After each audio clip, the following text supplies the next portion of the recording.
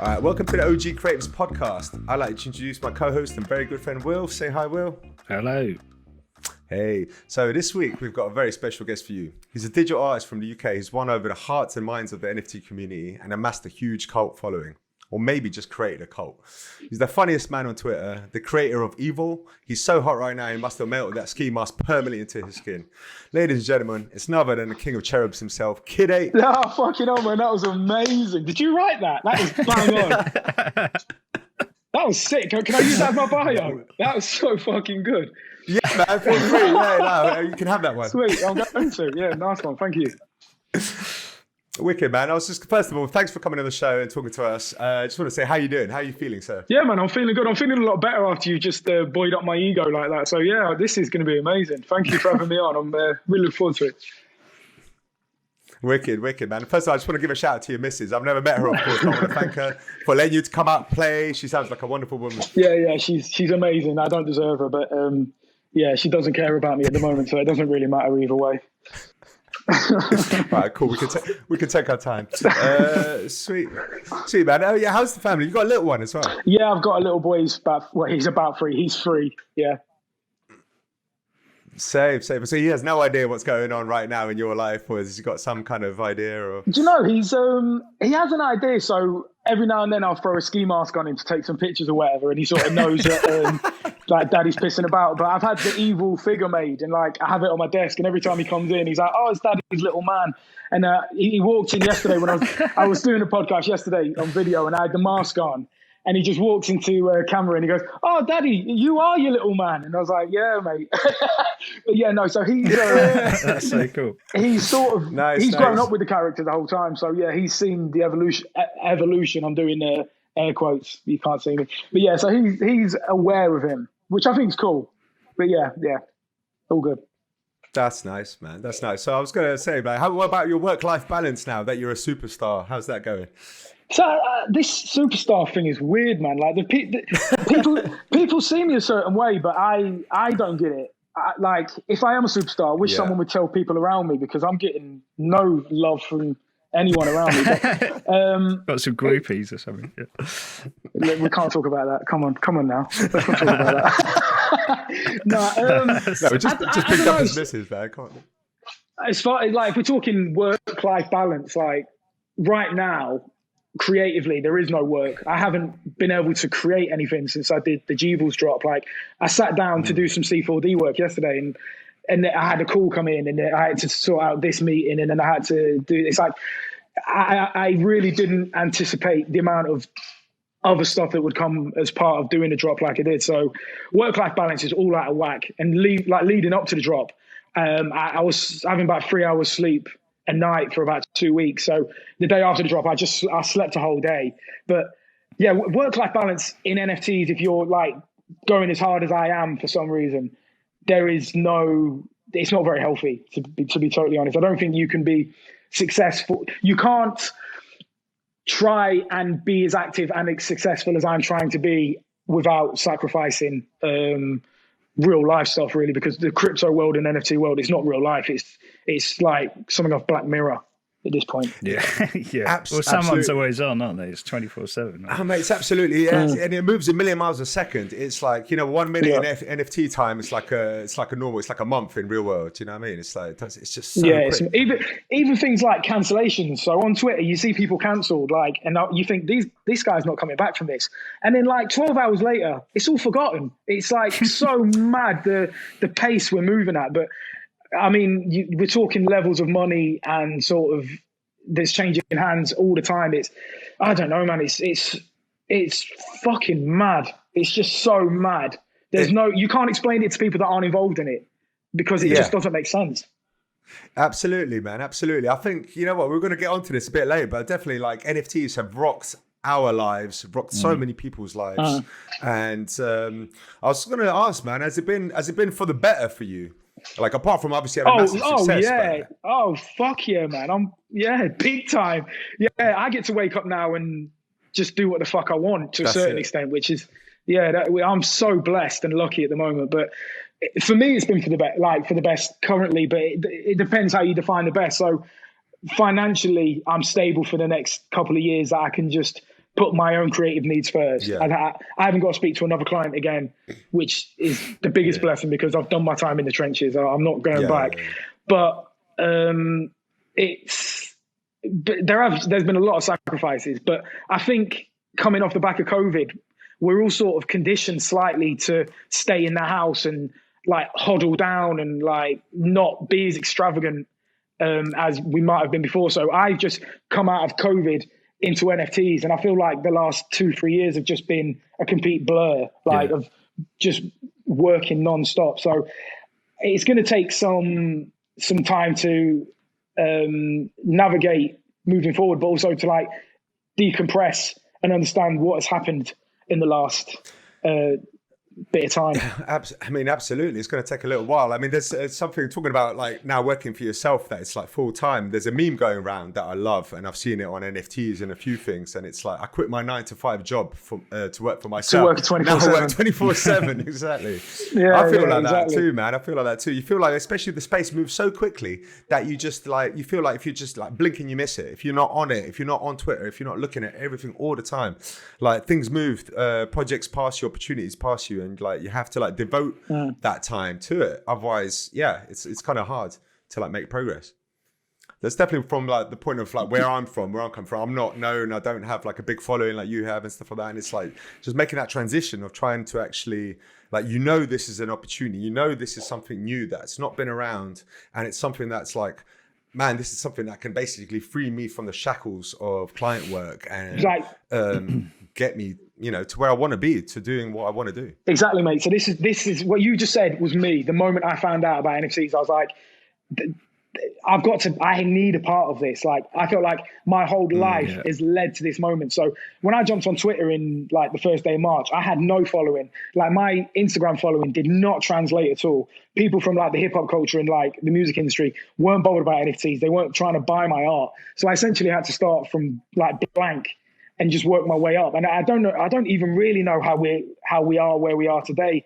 But people say it's been my character on Twitter, but it's like, I just post what I'm thinking when I'm thinking it. And I suppose like, I can't even describe it because I know for a fact there's people in like group chats and behind the scenes that are a lot funnier than me and say stuff a lot darker than me, but they wouldn't say it on the timeline. So I think it's just, I'm just lucky. I always say I'm lucky, but maybe because I've got less of a filter than other people, it sort of resonates with certain people. Like people say, I think like that, but I would never dare say it. And I'm like, well, why not? What have you got to lose? But people have got a lot to lose. Like if you are relying on like freelance work, or you work at a studio where your boss is checking your socials or whatever, you can't just be fucking dropping the C word every now and then, or like talking about having a masturbation schedule. Like these are things that I get away with because I sort of backed myself and I needed it to work because I just can't go back to client work.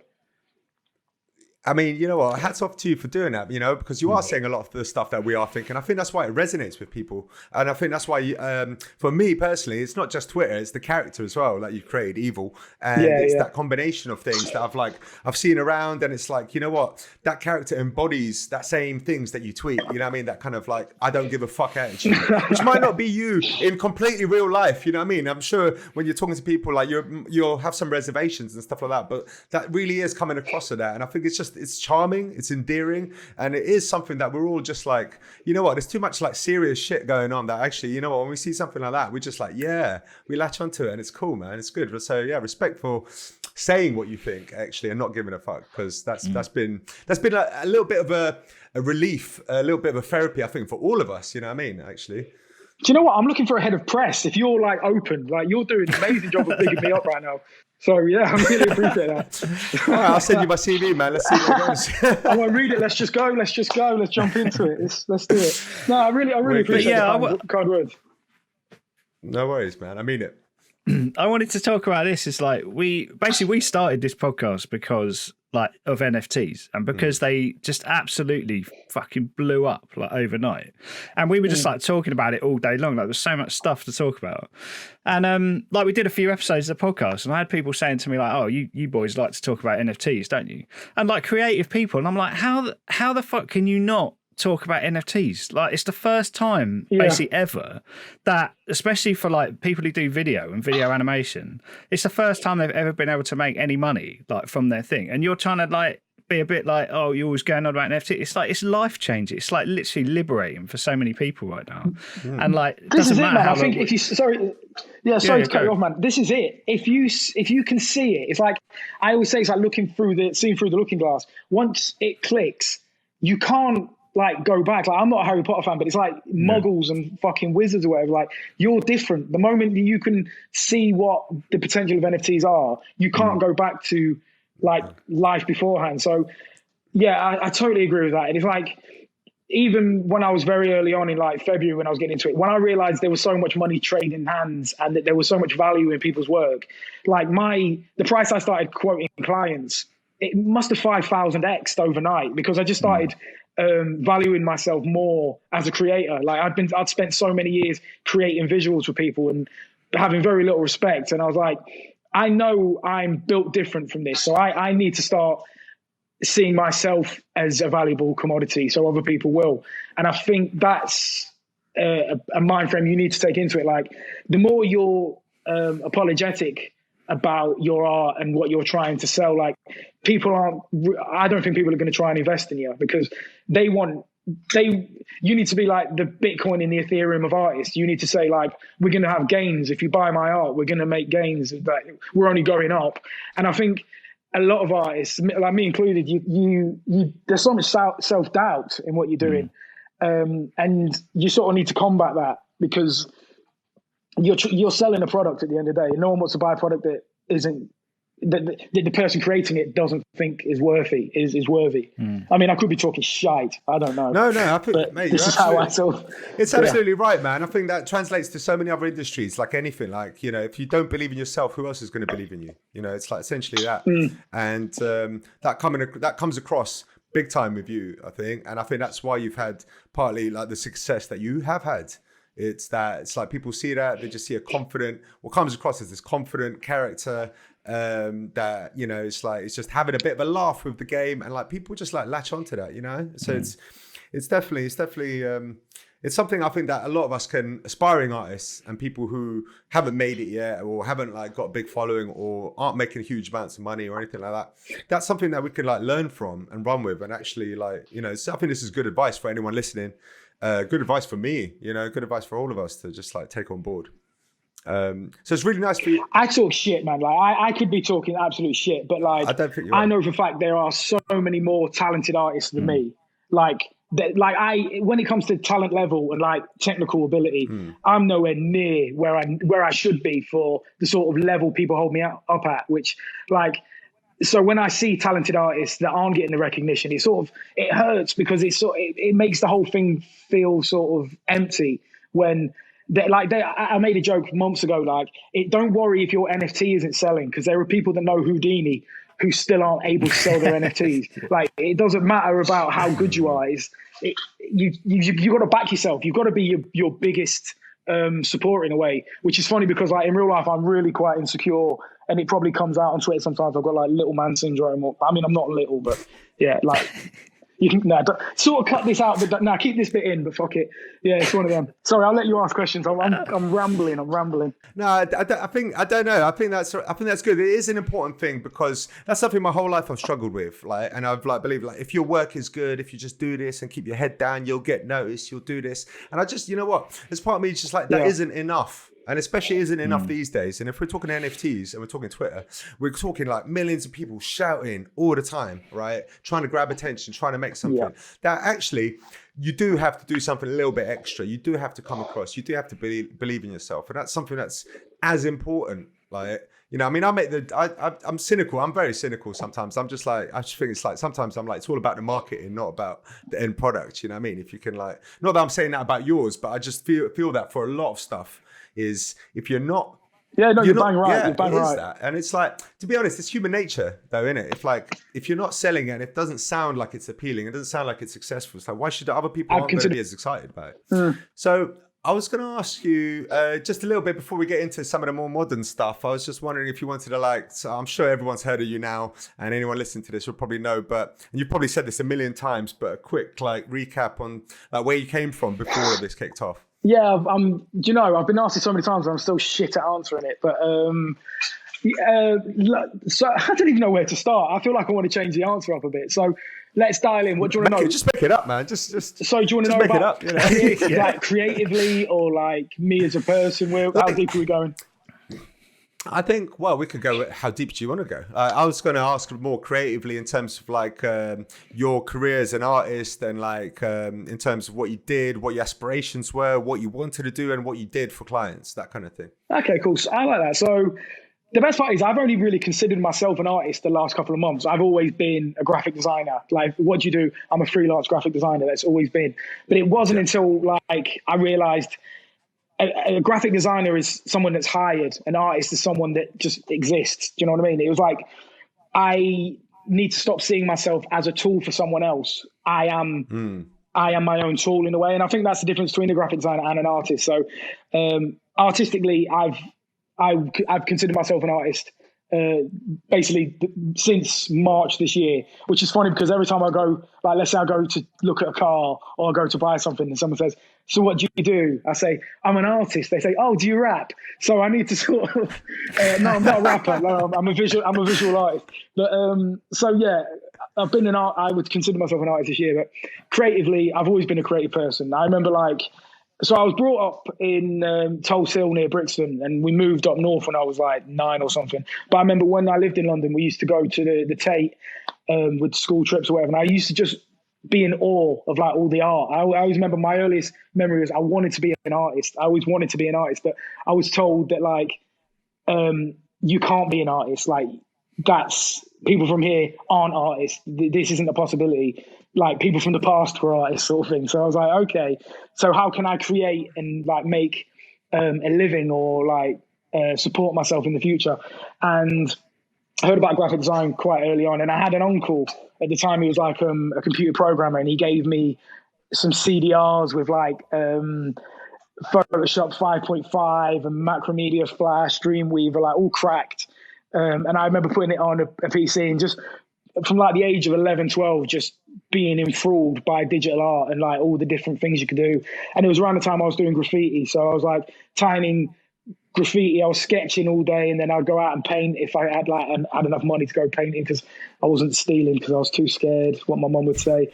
So yeah, and then I'd digitize my graffiti, and then from there I was I want to show the world my graffiti. So I started trying to code websites, and I had Microsoft Front Page, and I'd code websites and do CSS and stuff like that. And there was a website at the time, and I can't remember, but you could go on it and download all the CSS and JavaScript codes, and you could make things dangle off the end of the mouse as you moved across, proper Web 1.0, proper bullshit websites. Yeah. But I used to do that and do graffiti websites and all this sort of shit. And I was I would spend days on end doing this when all my mates were out playing football or doing stuff. So I knew this is what I wanted to do. And at the time, I think at the age of 13, the same uncle that gave me all the cracked software sort of set me up to do a website for this party business. And I remember getting paid, I think it was £500 or something mad at the time. And I was this is mad, because I did this in the afternoon and got paid for this job. And I was if this is a possibility, this is what I want to do. And then you go high school and you have the what are those people called? Careers advisors or whatever. Oh, yeah. And I grew where we moved in Staffordshire we were right near the JCB factory, the diggers and that. So I'd say 90% of lads when they left school just went straight to JCB. So my school was sponsored essentially by JCB. So it was you go to school, you go JCB, you work there for the rest of your life and you die. And I was this isn't for me ever. Yeah. So I started, I just knew I wanted to be creative. And then I'd I might as well, this is part of the journey, I might as well talk about it. I grew up, it was sort of an abusive household, and I left home at 16. And sort of, I needed to make money. I was sort of unemployable. I couldn't afford uni. I couldn't do anything that everyone else was doing, but I knew I could create. So around that time, just started freelancing off a laptop, and luckily it sort of fell in line with when MySpace was kicking off, and from there I started doing artist covers, rappers covers, blah blah blah, and it's sort of that's the start. So I've basically given you the part of the story I've not given anyone else, and then if anyone else is interested, I've repeated the next bit a million times. I was just talking about the hip hop scene, what about, so most of the clients you work with, so a lot of in America. What about the UK rap scene? What do you think about that? What's your... Well, this is something I've never really spoke about. So around, I think it's 2006, 2007, I used to make beats on this same laptop that I was doing covers on, and I was using crack software again to make beats. But I used to make beats for a lot of UK rappers, and I ended up producing a track for Low-Key. You heard the rapper Low-Key? Oh, he's like UK hip hop. He's like a bit old, but that got played a couple of times on One Extra. I've had radio plays on most UK stations, like from my beats. So yeah, UK stuff back then. I was like a backpacker kid, so I was like, if it's been played on Radio 1, it can get to fuck. Like I'm like hardcore hip hop, like Beat Street. I used to watch Subway Art. Like I was like about it. I was one of these kids that was like, if it's mainstream, I won't listen to it. It's wank. Like 50 Cent, that's shit. But like funny, I like 50 Cent now because I can appreciate the lifestyle. But yeah, UK, like current UK rap, I'm all over current UK rap. I probably listen to more UK rap than American stuff right now, which is funny because even when I was doing the American covers for Future and like Gucci and blah, blah, blah, I never really listened to them. The only rapper I've really worked for, there's been a couple of rappers I've worked for that I listened to. One would be Fabulous. There was another one called Ransom from New Jersey. I was a big fan of him, and then one day he just never paid me for artwork, so like I had to stop listening to him entirely. Oh man, I'm glad you said it, because Mickey was like, "Yeah, you can ask him about hip hop," and then I was like looking at all the artists you're doing the covers for, and like I'm big into UK hip hop and High Focus and. Okay. Big in. I mean, I've got that's a Brighton-based. I can't remember. Tom Caruana is his name down in Brighton. That's a Wu-Tang remix album. But yeah, anyway. And I got my... No, talking about Brighton, do you remember... Did you ever get into like the UK battle rap scene? Yeah, like Don't Flop and stuff. Yeah, Don't Flop, sick. Don't Flop. I was at the very, very first Don't Flop. It was like... it was before Don't Flop was an actual thing. It was at like some park in Brighton at like 11 o'clock at night or something. It was fucking madness. But yeah, I used to love all that. Like, so I'm friends. So when I used to make beats, I was friends with Wizard. If you know about UK hip hop or UK like music, he's quite a big producer now. And we had this not production company, but a beat making team called Filthy Socks, and we put out a mixtape and like all sorts of shit like that. So yeah, I used to have a lot of fun. Like, but there came a point when I needed money, and like there was no money in UK rap back then. Like, so me trying to sell beats to rappers in England, it was just never happening. So the point came where I had to decide: do I carry on with music, or do I do something visually that I know I can sort of make some money from? So it was a no-brainer, and that's what sort of made me focus on visuals. Yeah, absolutely. I mean, I don't think there's still any money in it. Will, you just made a music video. Yeah, I was just about to say, like, that's something I found is like, I was like, I want to get into that kind of stuff. I want to do music videos for hip hop artists. Do you know what I mean? And I was lucky enough to like get approached by someone, and then very quickly realised that there's like no money in it, right? But I basically so I charged him like a little bit of money, and I did this video, and it's like the best thing that I've done in fucking ages, right? Because I'm working in an ad agency and stuff, and great company, but. It's just a grind. And so like what I've realised now is like I had such a blast doing that, and I shouldn't have charged him anything. Do you know what I mean? I should have just done that for free. And like the next one, if he has another one, I'm going to do that for free and like earn your 9 to 5. Do you know what I mean? Earn your 9 to 5 cash, and then just at least when I'm starting out, do a few projects like for free. Man. Listen. That is such a trap. So the rule is, if you're good at something, you need to charge for it. And like. Yes, there's such a I think there's a misconception, and I fell into it very early on. It's like, okay, so if I do right by this person, they're not going to forget that I did this job for free. So like when the opportunity arises where they've got a bigger budget, they're going to come back for me. It never happens. It never ever happens. And there's always someone else that's even hungrier than you to do it for free. So you've got to always charge. You've always got to charge for worth. So how would you? Have you got any tips for getting into it then? Like, how would you? get into that kind of getting I couldn't do it money now. for Couldn't do projects it now. It's so different from when I started. I couldn't do it now. I wouldn't even know where to start now, because everything, I think when Instagram came around, everything stopped being like understanding that you've got to pay.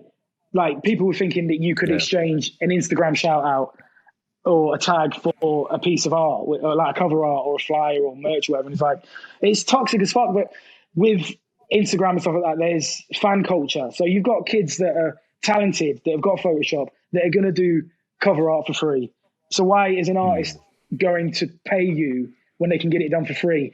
And a lot of times these artists don't realize if they want to clear it through the label have got to pay anyway. So it's like, it's headless chickens. There's really, when it comes to music, there's a freedom like no other industry that I've sort of discovered. But like, at the same time, that freedom can lead to a lot of confusion. Yeah. That sounded wise as fuck. That did, man. Let's take a moment for that to sink in. Yeah? It does seem like the more fun like a project is, the less you get paid for it. So I mean, it's like, I'm sure, you're in a vastly different position. You can cut this out. You can cut this out, but can I ask what you charge for that video? Well, it's like 300 quid. Oh mate, that's basically I paid more in like assets. But look, I got it. It was in a fucking international animation festival. I'm chuffed as shit. I don't care, man. I really don't care. I had a great time. Do you know what I mean? And for me, what it did was, because I basically did it to tell myself like, you are creative. You can come up with your own stuff. Do you know what I mean? Because I'm day in, day out doing what I'm told.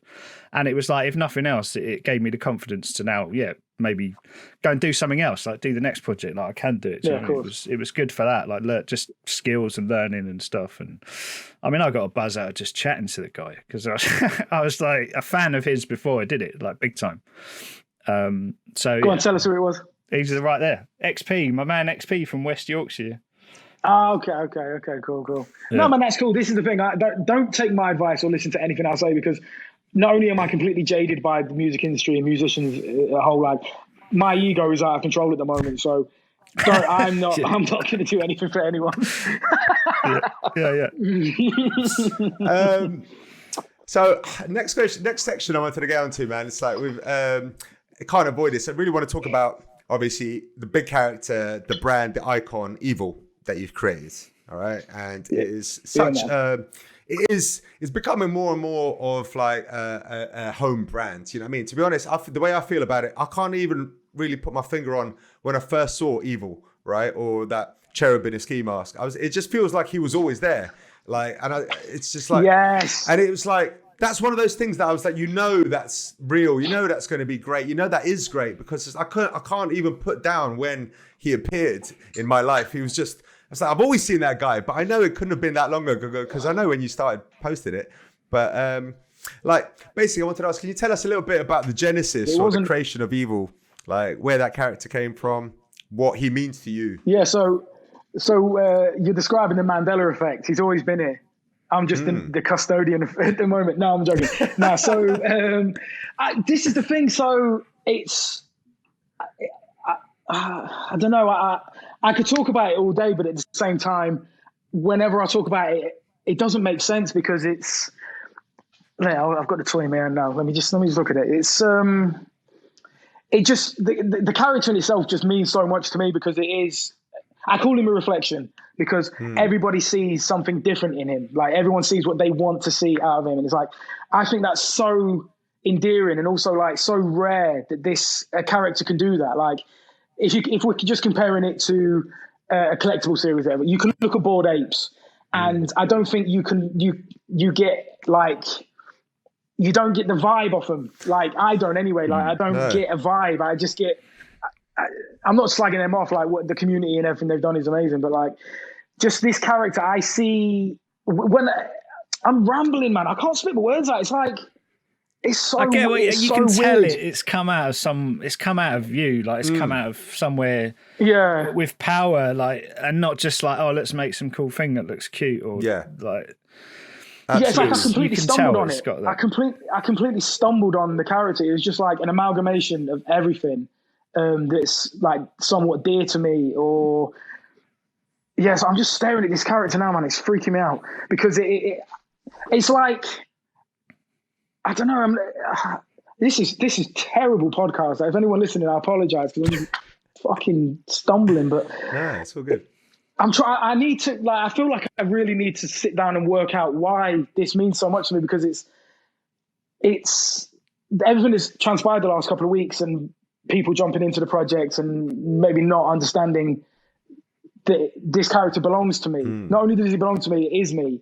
So like, I've been having discussions about IP rights and stuff like that. It's like, for me to give up the IP of this character to someone who mints it, it'd be like giving away a piece of my soul. You know, like how some tribes believe, like, if you have your photo taken, you lose a piece of your soul. I feel like every time that someone mints EVOL or like fucking talks shit about him without understanding it, they're killing a piece of my soul. And it's like, it's so deep and dark, and I probably should speak to someone about it because it's probably not normal. But yeah, I think what's special about him is he's the first character that's sort of been born on the blockchain and I think he has like mass pop culture potential. Like I joke that he's like, he could be the next Mickey Mouse and I could be the next Walt Disney. But like, Walt Disney was just a guy drawing mice to start with. It wasn't until everything happened.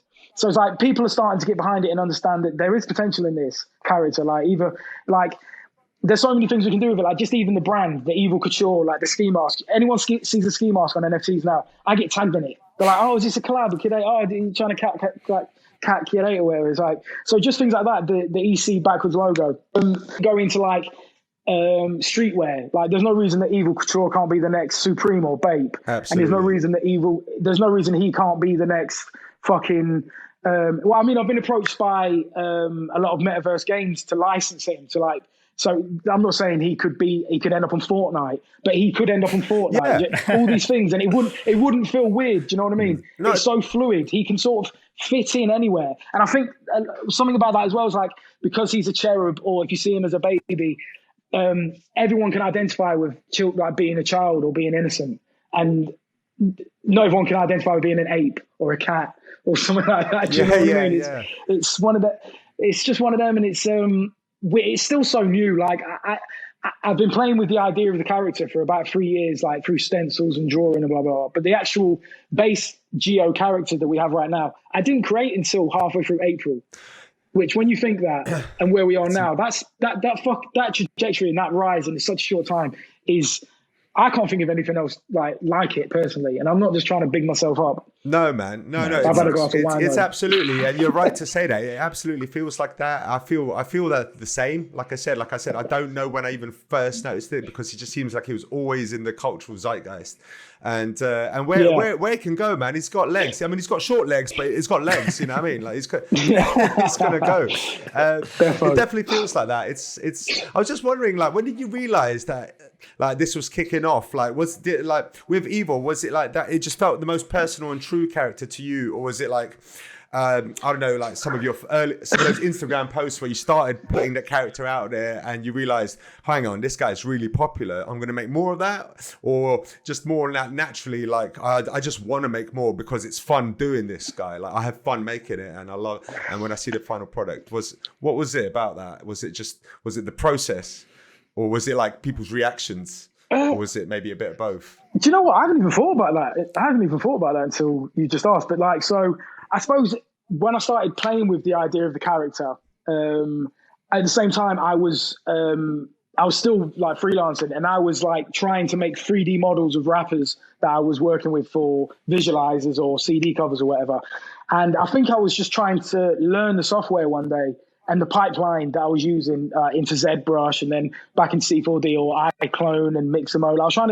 But I didn't want to practice on like some dead DAS model or like some fucking rapper that I was trying to build from. So I was like, let me have something that I can go back to and then create something from it. And it was around that. Yeah, I think that's how I actually managed to do it. I was like, I threw a base model into ZBrush, and then I was like, the face, like, this face feels weird. Like, I can't connect to this baby's face. Like, it needs something. And me always being anonymous, I was like, it's got to be a ski mask. It's got to be. So I threw it into Marvelous, and then I started doing some cloth sims.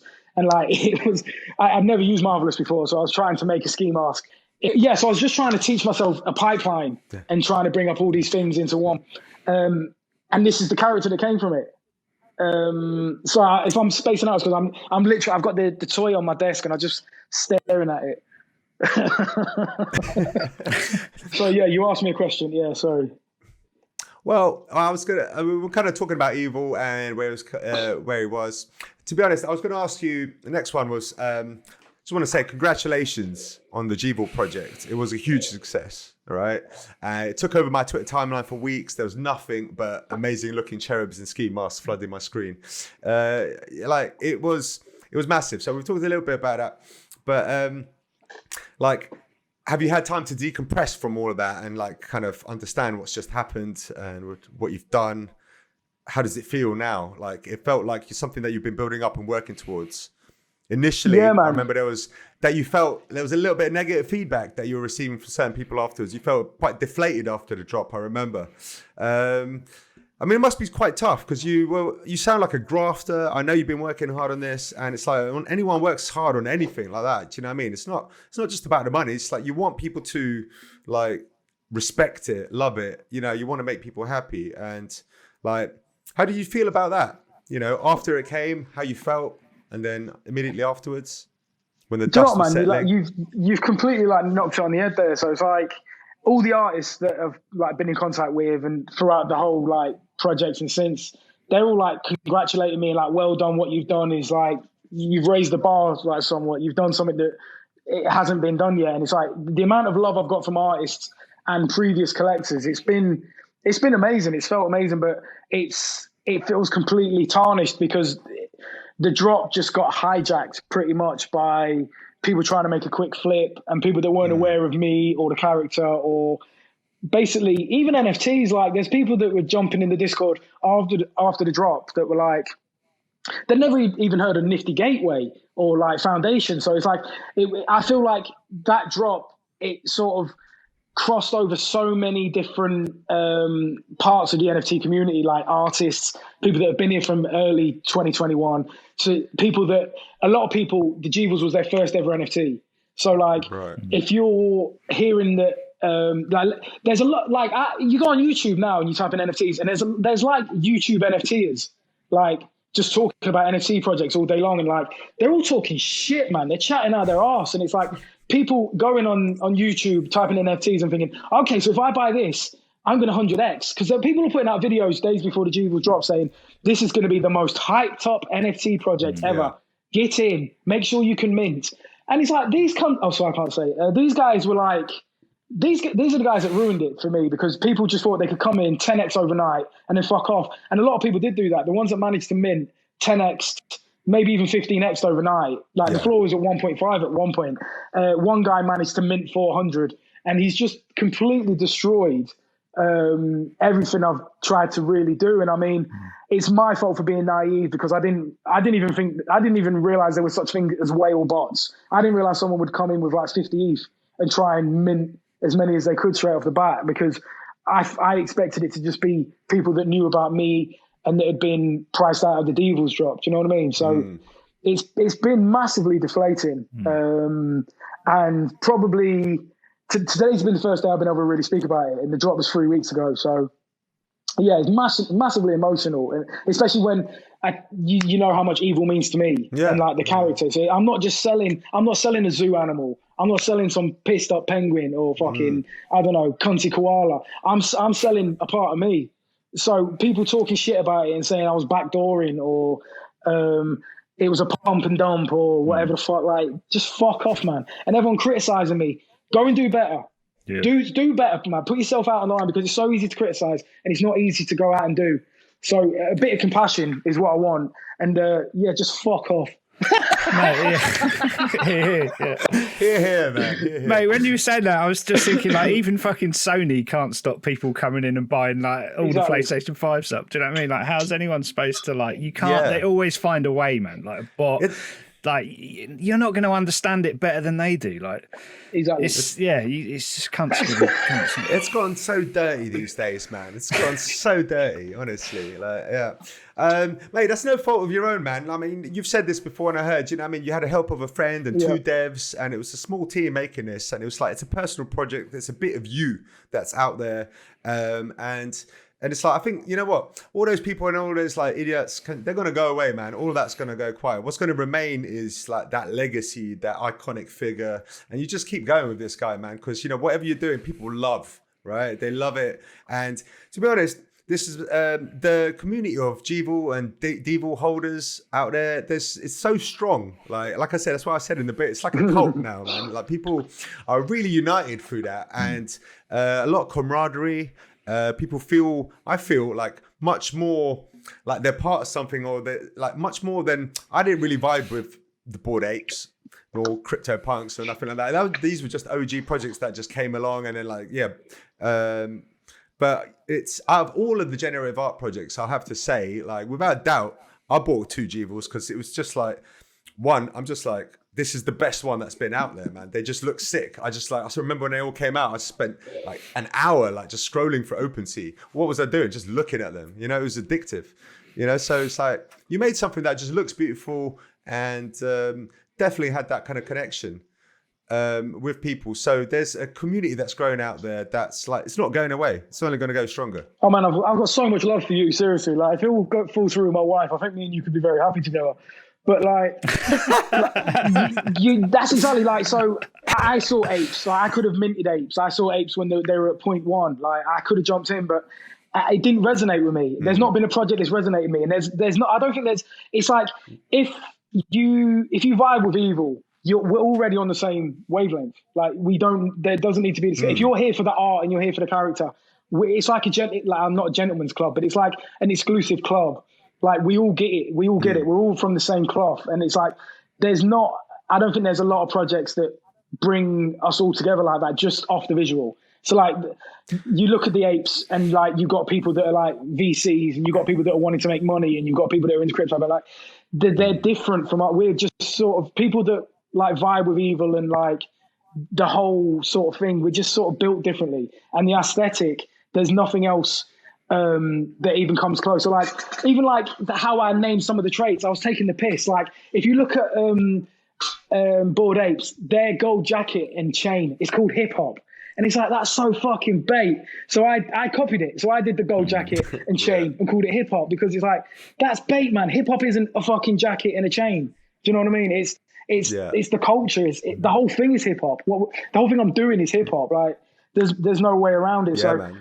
I had a lot of fun building the project and making the art and like being a bit tongue in cheek with it. It's just a shame that it got in the wrong hands, but it took punks 4 years to get to where they are now. It took apes however many months to get where they are now. It's a long-term hold, but we're not going anywhere. This is like a storm in a teacup or whatever. It's not going anywhere. And trying to recreate what we've created, you can't do it. I'm not trying to be an arsehole, but it can't be done, because I know it can't be done because I'm getting people messaging me now saying, can you help me market my drop?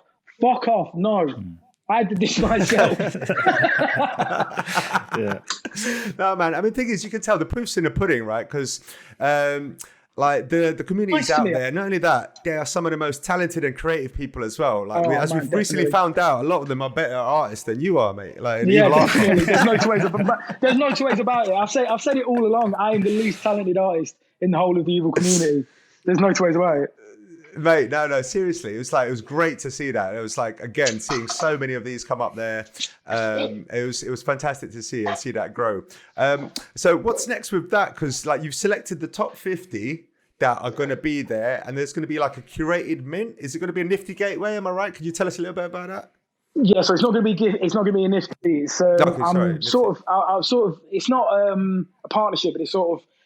I'm quite like cool with Known Origin, and I can sort of DM the owner and just like put across some ideas, whatever. But basically, Known Origin, like they have on their platform, they have contract splits for like straight off the bat. So I can go on Known Origin, I can set up collaborative contracts with everyone that's involved singularly, they can have 99% of retail and secondary sales. I just need to put 1% for me so I can mint it, like pay for the minter fees or whatever. Yeah. And like they will be paid for, and I won't have to manually send to wallets. And if there's a secondary sale, I won't have to manually do all that. So it's a no-brainer to go with known origin. And it's just going to be the EVOL art comp. And I've asked everyone that's involved, like, if they want to do it as an edition, or if they want to do it as an auction, they can set their prices because it's their art. All I'm trying to do is give people that might not necessarily be on, like, so known origin are onboarding every single artist that I've given them the wallets of, which is unprecedented. I've never heard of another platform onboarding 50 artists just because one person said these guys are legit. So hats off to known origin. And it's like, when I started the art competition, I never had any idea we'd have like over 900 entries. I think it was probably over 1,000 entries in 2 weeks, all based on EVOL. And it's like, I could never have anticipated that. So the idea of just having free prizes for all those talented artists, it just makes no sense. And now seeing the level of talent and connecting with a lot of these people, it makes sense for them to enter the EVOL universe. So there's no reason in the future that there can't be more curated drops or just all build together. We all just need to build together because we're stronger together than apart. Mate, I wanted to ask you about, like, that's got to be pretty amazing seeing all these people spending like weeks in some cases doing these artworks based on your character. Yeah, man, I feel guilty because I wouldn't do it. Like, I haven't got the time. Like, there's so many things I want to do with EVOL, but like I haven't got time, man. I've got a full mocap suit. I wanted to do some live streams as EVOL, like change my voice. Like, I haven't got time to do all this. So in a bit, I'm in awe of people that are able to, but it's like, so no one had to do that. And the fact that so many talented people did it, and the level of art was fucking insane. Like, narrowing it down to 50 was hard enough. I could have easily have dropped all 900. There wasn't a bad one in the bag. So, like, but even that made me enemies because it's like, well, why aren't you using mine? It's like, come on, I can't. Well, no, you mentioned I can't please everyone all the time. Funny you mentioned that.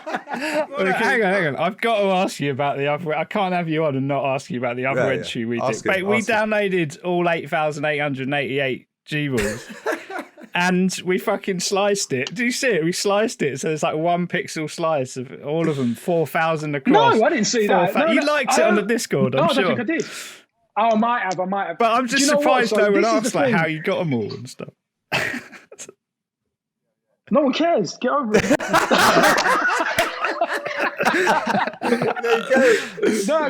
Do you know what, man? So I'll be totally candid with you. Like, so I set off the art competition, I think like the day after the drop, and I just spiraled in probably one of the deepest depressions I've ever had. Like, I couldn't bear to be near my phone. So if I jumped on and saw it, I would have liked it because, I think it's amazing what people are doing. But yeah, that 2 weeks after the drop was so fucking just hard for me, man. So it's like, imagine working your whole life to achieve something. You achieve it, and then people are telling you fucked up. It was bizarre. And it's like everyone's saying, cheer up, you're rich. It's like, no, I'm fucking not. I've got some ETH, but I can't do fuck all with it. Like, I can't get it out because I'm going to have to pay 40% tax on it. So it's just a speculative asset that at the moment is on his arse. Like, nothing's changed for me. I went to Selfridges and bought a fucking Louis Vuitton coat. I can't wear it anywhere, so I don't go out of the house. So it's like, nothing's changed for me. Not one thing has changed for me. So it's like, I'm still logging into Twitter every day. I'm still shit posting. I'm still trying to push things forward, but nothing's really changed. So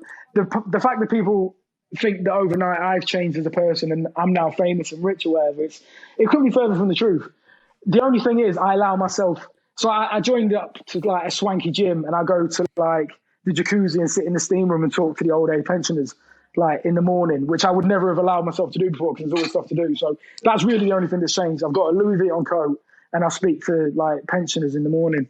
Did they ask you how you made your money? And you say, JPEGs, mate, JPEGs. It's all about. No, they think that I've got. They think that I've been giving it free on the NHS because I'm overweight. I think. No, I'm swaggy, man. I'm fit as fuck. No. I'm fit as fuck. No, I don't know. No one really talks to me. Everyone's like, "Oh, you're not from round here," because I've got a bit of a southern twang to my accent still. So, oh, nice, man. Well, if you've got a little bit more time, like, I don't want to take up too much of your time, but I did have a few more questions. I think. No, I'm not going anywhere. Oh, wicked. All right, wait. All right. Let me ask you. I ain't going to ask you about a roadmap. Don't worry. I know you don't like that, but you can do. Let's talk about it. Listen. My roadmap is fucking sick, right? Because I went on, is it Mechaverse, like the Gundam one that's about to drop? Yeah. And don't get me wrong, the artwork's sick. Like those guys are talented as fuck. But they're dropping 8888. They've got 80,000 in the Discord. They've got so many, I think 70,000 followers on Twitter. Let's wait for that shit show, okay? Yeah. Let's just see what happens. Because no one's going to be happy. So many people are going to be like, people are going to be spending like 10 ETH on gas and like getting a dead one or something. So it's one of these like, I wish them all the best. Their artwork is absolutely stunning, but it can't end well because there is so much hype around that. But going back to them, their roadmap is not word for word. It is exactly the same as mine, but there's more words in each paragraph.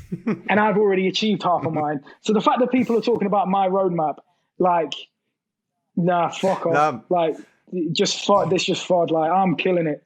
Mate, I absolutely agree. I mean, but in terms of like the future, what I was going to say, not roadmap, but necessarily like what's the next in line for EVOL? Because I do remember you talking and something that you said previously that the character had a storyline and that like actually you didn't want to like just drop the story on people, but you wanted to like generate interest on the character.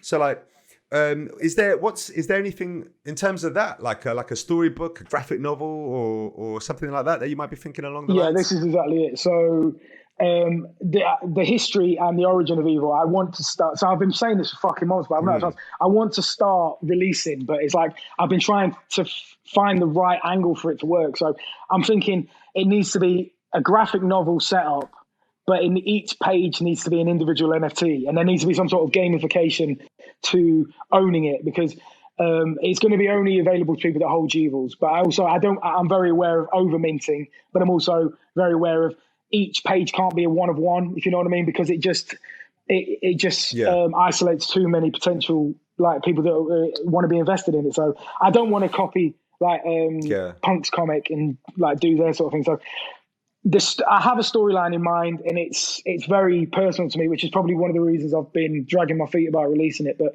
it will be released through NFTs basically because it makes the most sense. Each page will be an NFT, but it's going to be.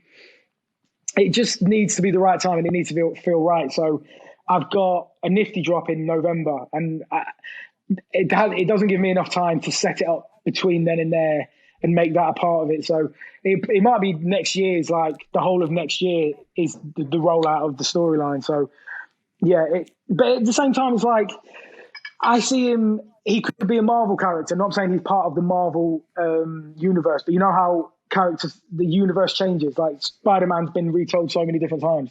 So I want to put my interpretation of it, but there's no reason that 6 months down the line, Netflix come calling and they want to do something different with it. And like, there's no reason that we couldn't do that. So I want to be fluid with it, but at the same time, it needs to feel real and organic to me. So that's one of the reasons I haven't really rushed it out.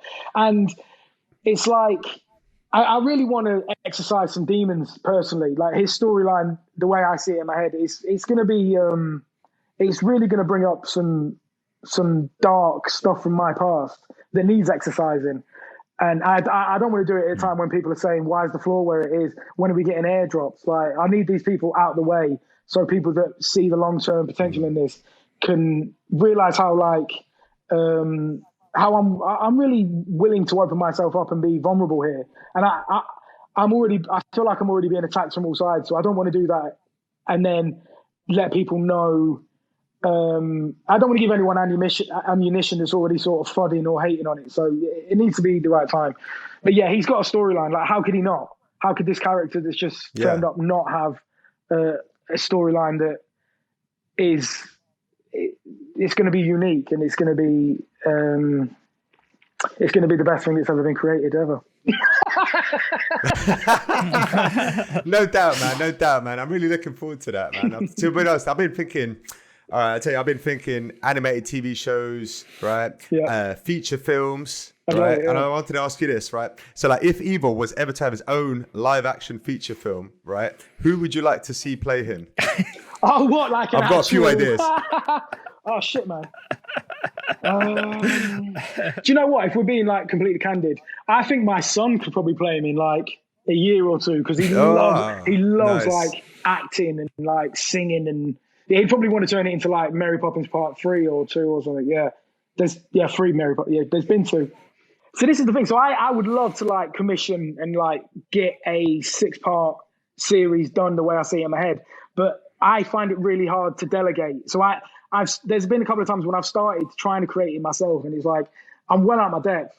So my biggest problem is like letting go some of that creative control. And I know so many talented people, and like there's studios that could absolutely kill it, but I'm constantly battling myself with this character. It's like it means so much to me, and letting go any part of it, it just it just like I said before, it's like losing a part of my soul. Which is why, like, I don't want to call myself brave, but like I felt like doing the 888 drop was like really brave of me because I was letting go so much emotionally, which is why it hit like a sledgehammer when it didn't pan out. I mean, I don't know what I expected for it to pan out. So I'm just a naive guy that managed to create the most hyped up NFT drop to date by himself in a shed in Staffordshire.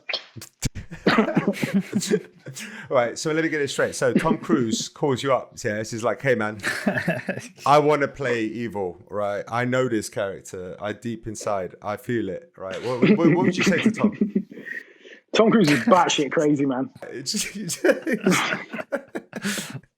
No, man, Tom Cruise is fucking nuts. Don't get me wrong, I love the one he did with Stanley Kubrick. I've been, I can't even remember. Eyes Wide Shut. Now, man. Eyes Wide Shut. Eyes Wide Shut. Yeah, I love Eyes Wide Shut. And no, he's a likable guy, but no, I wouldn't. I don't want to get the Scientology lot on my back.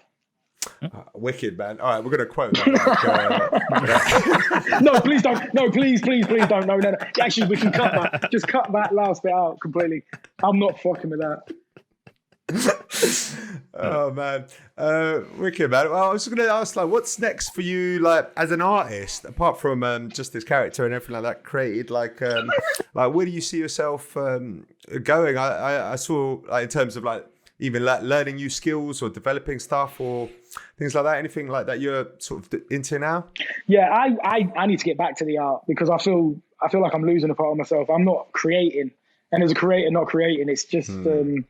It's mad. So I need to, there's a couple of things on the roadmap I need to get set out. So the merch stores come in, and then the toy drop, and then we're working on like an airdrop for the holders that deserve it.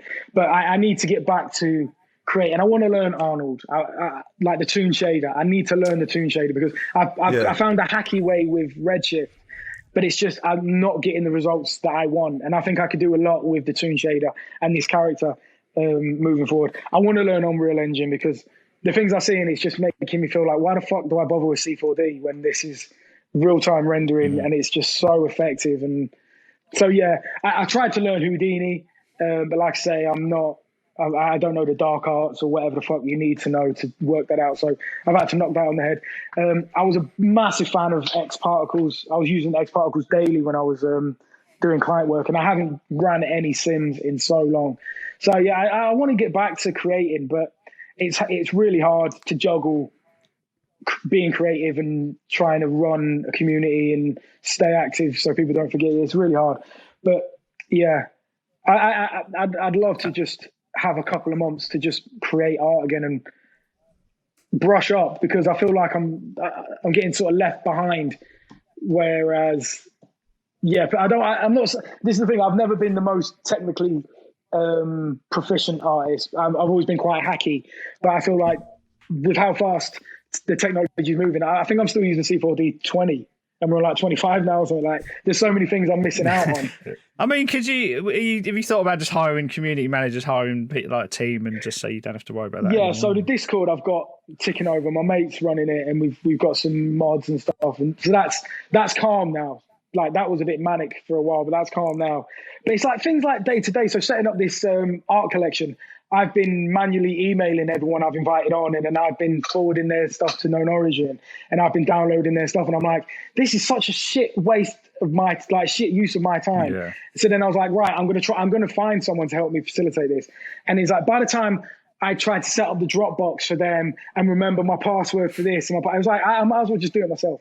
So I need a clean slate. And then I need to be able to find the right people. But my experience from trying to hire people or bring people in. So when I was freelancing, I would always try and reach out to younger designers to help me try and do bits and pieces here and there. And 100% of the time, they would go to the client behind my back and undercut me. So I've got trust issues when it comes to anybody, like letting anybody in. So, which is why I am sort of a lone soldier. Apart from my mate Milo Art, who I met probably about May this year. I met him through NFTs, found out he lives in my city, and we're thick as thieves right now. He's the only person I trust, and he's the guy that helped me facilitate the devs for the GEVOL drop. So I find it really hard to let go of anything, not even creatively, just anything of my life. I find really hard to let other people in, which is probably how deep are we going? It's probably something to do with my childhood. Tell us about your mother, This is the thing, so I probably should speak about that one day, but yeah, not today.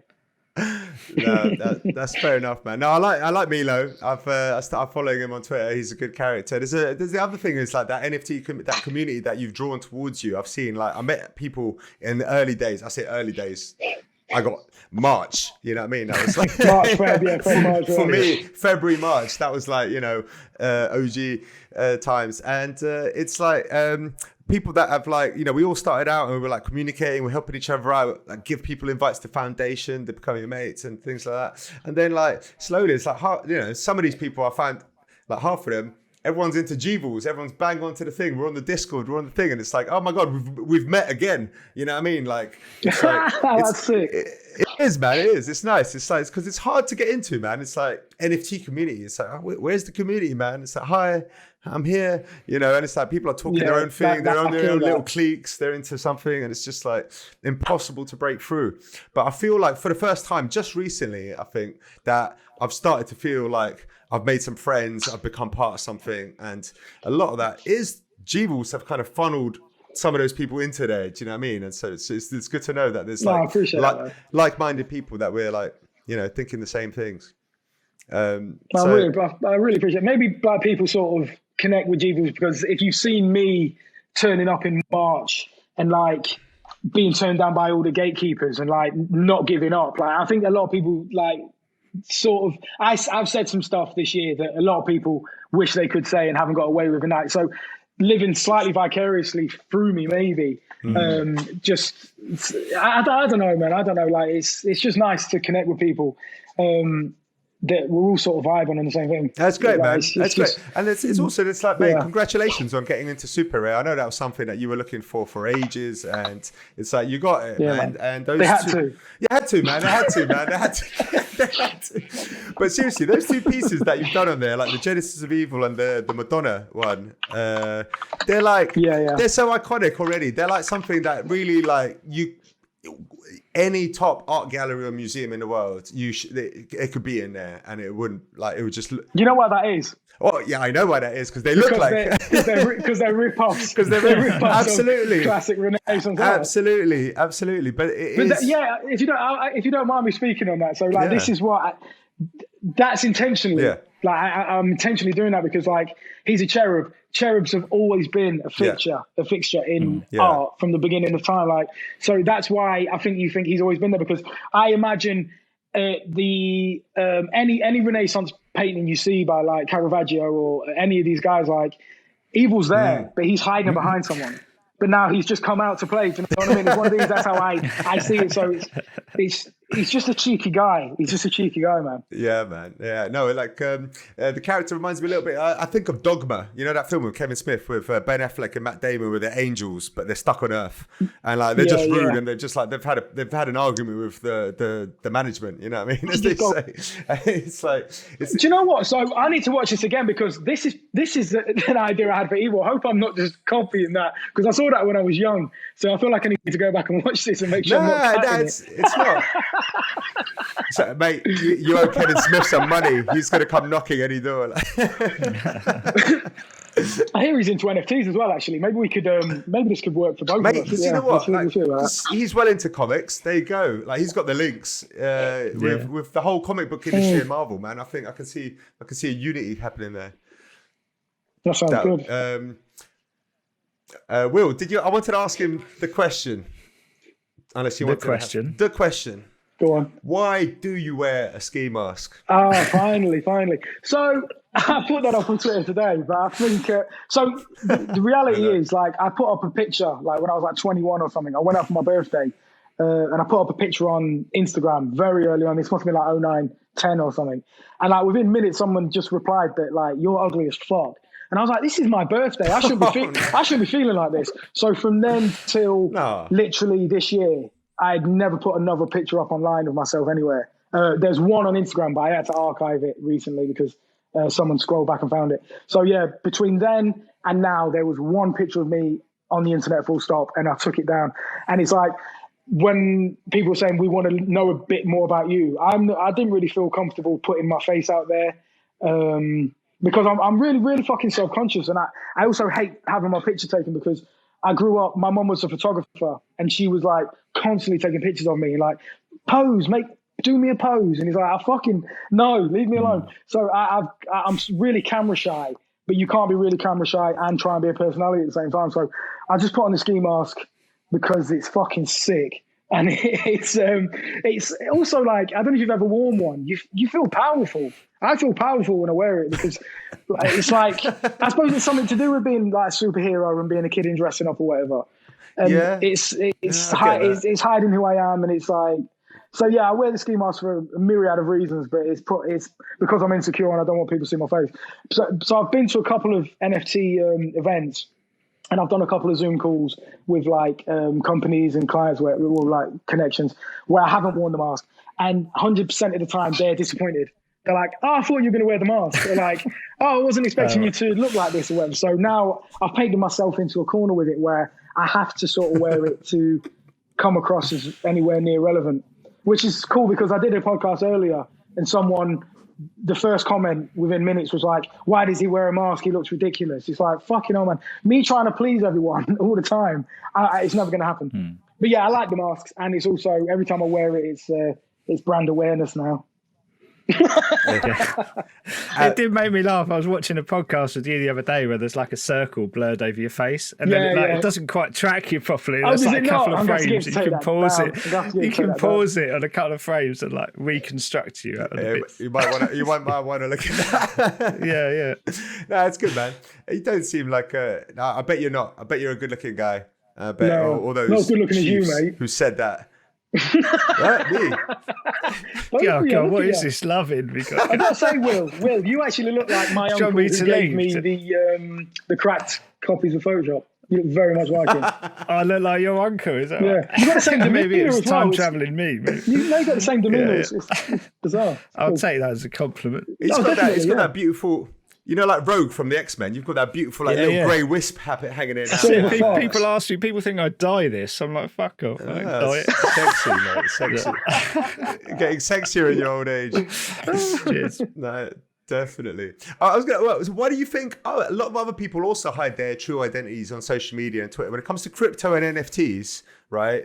It just seems like a lot of people want to hide their identities. Like, I mean, my first thoughts is tax evasion, but I mean, like, it's tax evasion. Is there? Do you reckon, or is it like of some people? Do you reckon is it just that? Is it to be like Banksy, or is it because they're just self-conscious? Like, I don't know. Like, I think it depends what sort of level we're talking at. If we're talking these guys that have got like thousands of ETH, crypto AAA, for example, like. That's my guy. He's got 88 EVOL. So come on. No, that's what I mean. Like, no, I love that. I love that guy. But obviously he's hiding it. He's got tons. You know what I mean? So it's like you want to keep that on the stum. You know. You don't want to get doxxed, and like especially when you're if you've got money on like a ledger, you don't want people knowing who you are and finding that. So like there's when you're talking a lot of money, but also like I don't know, it's not the real world. The crypto world isn't the real world. So I think it's hard to manage that and your real life. I think it's good to have a switch off. So like when I'm not on Twitter, I'm literally a nobody. You can't find me if you knew my name, you couldn't find me on Google. Like, I'm completely unfindable. I haven't got Facebook. I've got no internet search history. I've got no LinkedIn. I've got no friends. So it's like, it's for me personally, it's like, not split personality, but I am two characters in one person, which works for me. But I don't know. Yeah, it depends how much of yourself are you willing to give up. It's one of these, and like the more sort of success, air quotes, that you garner, like you've got to be wise over how much of yourself you give out. So like I will tell you personal things about me, but you don't know who I am. So it's sort of it doesn't matter. Do you know what I mean? Because I could be talking absolute shit. I could be making up everything I've told you, and you would never know. I mean, I haven't, because I'm not that intelligent. I was going to say, how's the exit scam going? When can we see? We're all waiting eagerly for that. Like, when's that going to take place? It's going terribly. You know, I tried to book a ticket to Monte Carlo, and it was like 2 weeks away, and I was like, 2 weeks in crypto, like the market could have crashed anyway. Yeah. No one gives a fuck. So this could just be really expensive meme for no reason. So yeah, I don't know, man. I'd love to go, but I'd love to just go away. Like, you know yourself, like we can't go anywhere at the moment. I want to go to America. I want to go to NFT New York. I want to go to Miami Art Basel. I want to do all these things that I've never been able to do because I've just been working.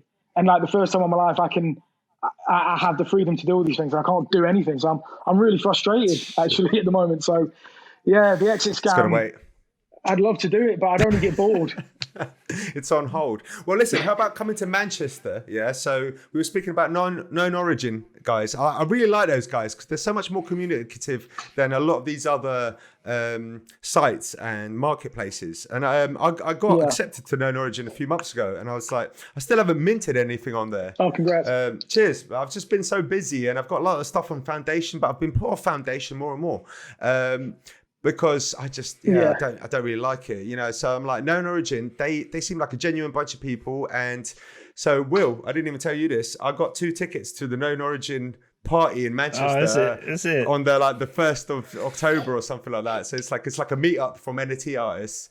Nice. So I think we're gonna be going to that, man. So I was just gonna. Is that an invite? I got one ticket. I could either invite you. I can invite KidEight. Who wants it? I'm already going. I'm there, man. Are you there? Are you going to be there with your ski mask? Are you going to come? Yeah, I'm genuinely. Yeah, they want me to speak, but I don't really like talking. Wicked. Nice, man. Nice. No, I'm going to be there, definitely. Yeah, me and Milo will be there. We're going to have a good night out. So I probably shouldn't say this, but I want to do. I've been joking about doing EVOL's con, like EVOL con for a while. So if we do it, it potentially is going to be with known origin. So I'm treating the 1st of October as like a dry run. They need to impress me. They need to show me how well they can do. I'm looking forward to that. I am looking forward to that. But I might go incognito without the mask, so you won't know who I am, and I'll just I'd like to just. I'm a people watcher. I like to sit in the corner and just watch people. So I might just be a bit pervy and just watch everyone, and no one will know who I am. Nice. Tell you what, I'm just going to go around talking to everyone. I've heard your voice now. I recognise you. So. So they did one in London. They did a show, like a little show in East End of London, and me and Milo went down, and I kept joking that X Copy was going to be there. So I was asking everyone, is X Copy? Because I'm like, I would love to meet him because I just think he's like, what he's done. He's probably the most defining artist in the whole NFT crypto space. Like, he's been here from day dot. So I would love to connect with him and just chat, really, because he must find it hard. Not hard, but like finding himself in the position he's in. It must be fucking mad. So I'd love to just chat with him and just talk about his experiences. So yeah, I was trying to find X Copy and no luck. I mean, we think we might have found him, but we don't know. And like, he's sort of parring me off on DMs at the moment, so I can't even really ever find out. So that's what I want to be to you guys. All right, tell you what, I'll wear some specific t-shirt. I'll let you know, yeah. And if you see me, and if you feel like saying hi, just a little wink or whatever. I won't say. I'll pop over. Yeah, you just can't take any pictures of me. Pop over, say hi. Nah, man, no. It's of course not, man. I respect your choice to keep it private. I wouldn't ever dish you like that. No, I appreciate it, man. Looking forward to that, man. I reckon we're gonna go. We've got another section, like I don't know, we could chat all night, but I know I don't want to keep you all night. But we've got something that we do at the end of every one of our shows. It's called Movie Time. We have a little music intro and we just quickly talk about what we've seen, any movies or any shows that we like watching. Okay, cool. Movie time. Movie time. Movie time. Hey. Welcome back. We're back into the movie time section. So everyone's been talking about it. It's on the lips of people. Have you, KidEight, have you seen Squid Game on Netflix? No. No. End of section. No. End of section.